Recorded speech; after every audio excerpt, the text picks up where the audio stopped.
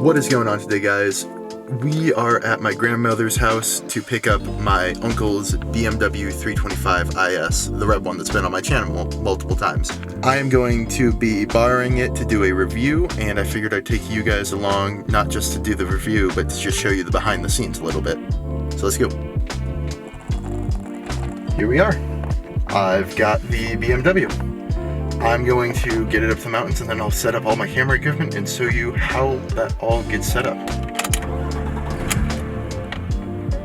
First, however, does need gas. Okay, I've just been driving it for only a tiny bit now, and I forgot how easy it is to heel toe in this thing. Like, the pedals are on top of each other. Look at this. It is so nice. Everything is just perfectly placed. Like, this is the pinnacle of German engineering.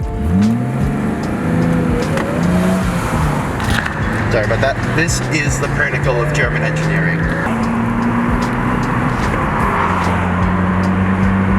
The only thing I don't like is how loose the transmission is. This is in gear.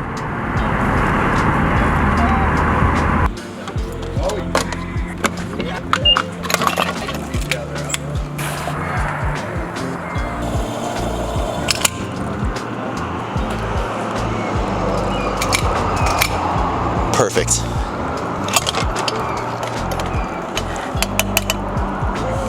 $6 exactly, 2.999 gallons, because we are paying $1.99.99 a gallon.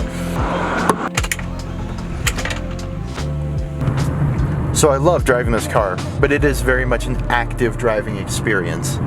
There is no knee on the wheel to steer. Okay, I guess there kind of is. It's got no power steering, no power, like, it might have power brakes, but this throttle pedal is heavy. It kind of wanders a little bit. It's surprisingly plush in the suspension though. It is a very comfortable car to drive, but it's just very engaging. It's actually down on horsepower quite a bit up here at altitude, but it's fun to drive.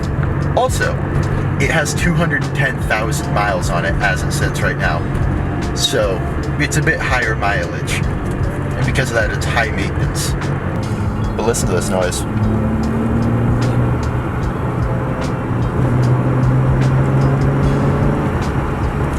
That's 3,000 RPM. It reacts quick as a feather too. Like, let me put the clutch in and just rev it.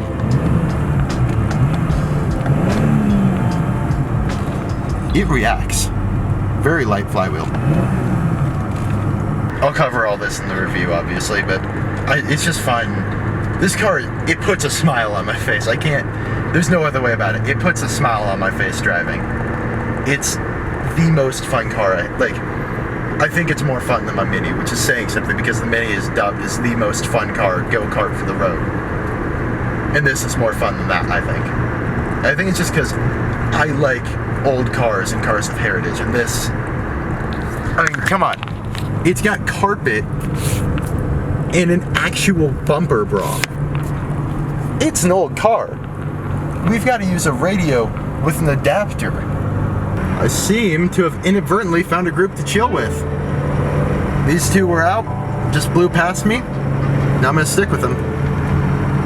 This can be fun. All right, I have stopped here at a slow vehicle pull-off so I can set up my cameras for the review. So I'm gonna set these up and I'll show you my mounting setup. So here's an interesting snag I've run into. Ooh. Normally I'll put my camera right there, super close to the thing because it's right on my view. But this car is so low that putting it right there, the field of view you get is like that, which is not good. So I'm gonna mount it higher up, probably around here. So this is where I've elected to mount. Whoa, yeah, focus, there we go. Way up here, right behind the mirror. It's actually from my field of view. It basically looks like a dash cam. Focus on the camera, please, thank you. I'm gonna mount the interior camera right about there, and then we should be good. I got one camera there, right here up against the mirror. Got the other one right here. That one is pointed at me, this one is obviously pointed outwards, and this should look pretty good.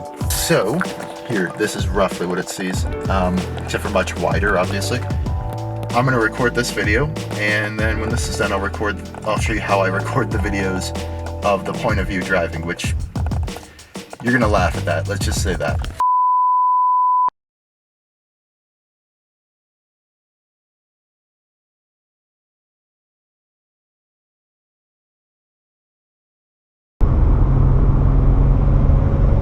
Not a single bit of slip to that. Oh my God! Mother. What the fuck is wrong with you?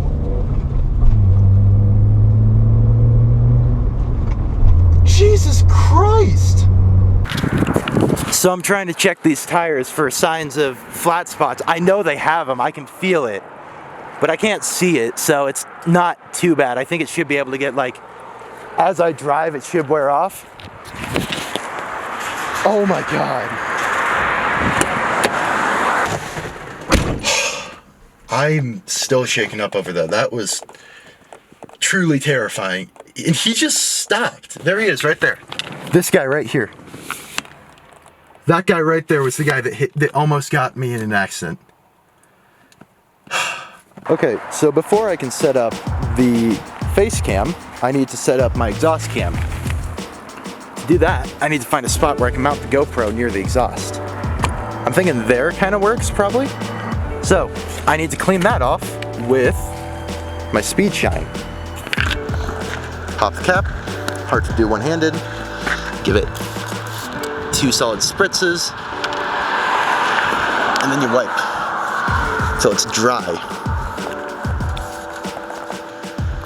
To ensure that, wipe that off. So now, both the mount and the mounting surface are completely clean. Suction cup it on, screw that in, just point it like that, that way I can get some video. I'm not going to use this video, it's mainly for sound, but there you go. Then, you just start recording as soon as I'm ready. Welcome back to the stupidest I have ever looked. This is how I record point of view videos. It works. It's, oddly enough, not blocking my line of sight at all. I just need to lower it a little bit. There we go. This is how I do it. Yeah. I got this tip from Exotic Cars 19 on YouTube. He has his Shelby GT350 and this is how he records his stuff. Figured if it's good enough for him, it's good enough for me. So, I'm going to record that point of view drive and then I will get back to you. Okay, video sync 1. We're going to clap a couple times, sync that up. Back up here. Start the video. Okay, I'm going back down the mountain. We are going to redo this video once I get further down the mountain. I didn't realize how far up the mountain I was when I started this. And so because of that, I wound up getting to Estes Park where the curvy roads stop after a minute and a half of recording. So, once we get about 10 minutes down the mountain, so at about 4:30, I'm gonna look for a spot where I can pull off and start this over. Chances are it's probably gonna be the same drive that I did with my Mini that might or might not be on the channel by now. It will be up before the actual driving video of this, but I don't know if it'll be up before this video goes live, this video I'm recording right now. I am still shook over that. Like, man, that is the second closest to an accident I've been in my life. And the first was when I was like 3 and can't remember. Keep in mind, this car doesn't have airbags. It's too old for airbags. It's literally like, if I had hit that dude, I would have had some serious damage. No airbags, no crumple zone, because it's from 1979 or 89, and it's super small. Like, it would have sucked for me. And he was in a big F-250, F-150, something like that. No damage to, like, would have jacked up his car, but he would have been fine. His passenger would have been fine. I would have been legitimately seriously hurt. Take 2. This is actually where I did the one with my Mini. Not even joking. I think those are some of my tire marks from when I did it with the Mini about a month ago. Half a month ago. Yeah. Let's do this. Okay, I finished up the driving video. getting really stormy out here, I think. I'm gonna get a couple pictures of the car just for thumbnails and for my own personal project. I'm gonna head down. It's getting stormy.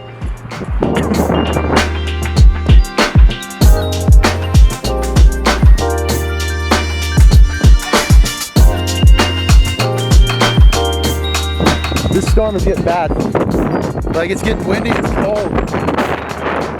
This car doesn't have traction control and obviously doesn't have ABS, if you couldn't tell by the events earlier.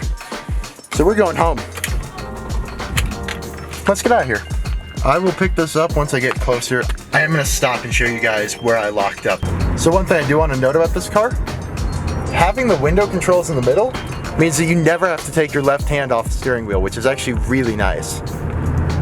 Because the left hand tends to be the one, when you're driving a stick shift, left hand's the one that does all the driving anyway. That means you can just rest on there, rest like this. Perfect. Okay, this is where I did the lockup. I started locking up right there. Way back there. All the way to here. You can actually see the F-150, he peeled out. This is how close, this right here. That is maybe a foot. Like, yeah. Maybe a foot at most. And that car would have been totaled. I'm gonna get out of here though. It's getting stormy, I gotta get this back to my grandparents' place. There we go. And here we are back at my grandmother's house. I'm going to toss everything inside my car and then take this around back to park it up. Park. All right, one last startup.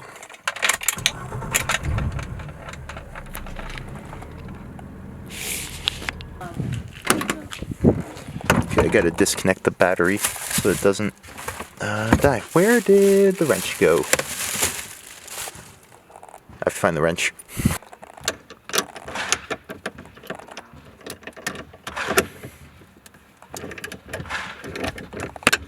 Oh, battery disconnected. There it is, completely covered up. There she is. Alright, that was fun, but terrifying, but fun. I can't get into my car with my water bottle like this. There we go. My Mini is downright soft now, and the steering wheel feels massive. Like, the steering wheel on that 325 was honestly tiny.